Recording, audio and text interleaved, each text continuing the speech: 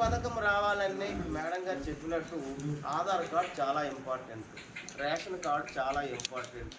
అలాగే అందులో కొన్ని ప్రభుత్వం నుండి వచ్చే పథకాలు కూడా మీకు కల్లారా చదివి వినిపిస్తాను చూడండి.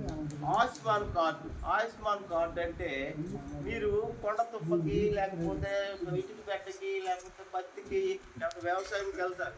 వామ పొడిచినా ఒక చెట్టు కింద పడిపోయినా లేకపోతే ఏదైనా సరే ఆ కార్డు మీ దగ్గర ఉన్నట్లయితే మీకు 5 లక్షల రూపాయలు ప్రభుత్వం నుండి బీమా వర్తిస్తుంది.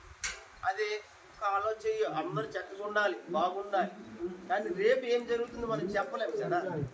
ఈరోజు మనం బాగున్నాము కనుక మనం మాట్లాడగలిగాను. నాకు రేపు జ్వరం మొత్తం ఈ ఊరు రాలేను కదా.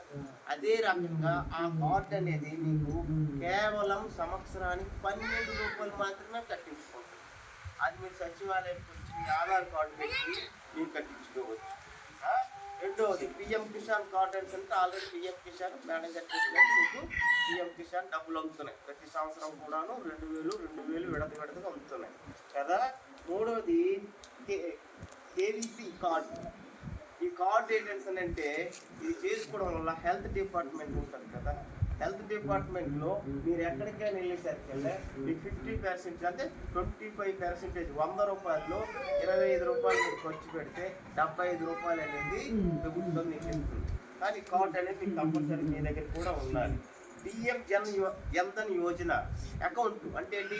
ప్రతి ఒక్కరికి ఇందాకేం చెప్పాను, రేషన్ కార్డు ఆధార్ కార్డు ఎంత ఇంపార్టెంటో అకౌంట్ కూడా కంపల్సరీగా అది మీ దగ్గర ప్రతి ఒక్కరు 18 సంవత్సరాల నుంచి ప్రతి ఒక్కరు కూడా చేసుకోవాలి.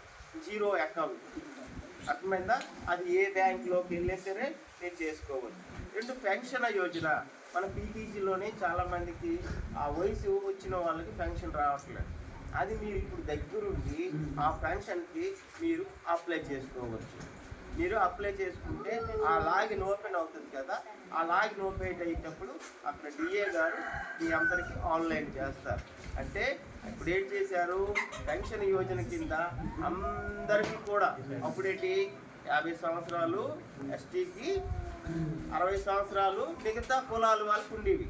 కానీ ఇప్పుడు అలా కాకుండా సరి సమానంగా అందరికీ కూడాను 50 సంవత్సరాలు పెట్టారు, కట్టడం జరిగింది. అంటే మీలోనే ఎవరైనా ఉంటే ఆడైనా మగైనా సరే మీరు 74 సంవత్సరాలు 1974 ముందు పుట్టిన వాళ్ళు ఎవరైనా ఉంటే మీరు పెన్షన్కి ఎలిజిబుల్ అవుతారు.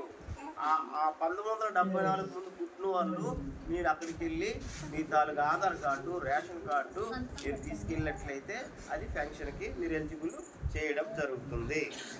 ఏడవ విషయం పిఎం సురక్ష బీమా యోజన. బీమా యోజన అంటే ఇప్పుడు చెప్పాను కదా, అది కార్డు. ఇది యోజన అంటే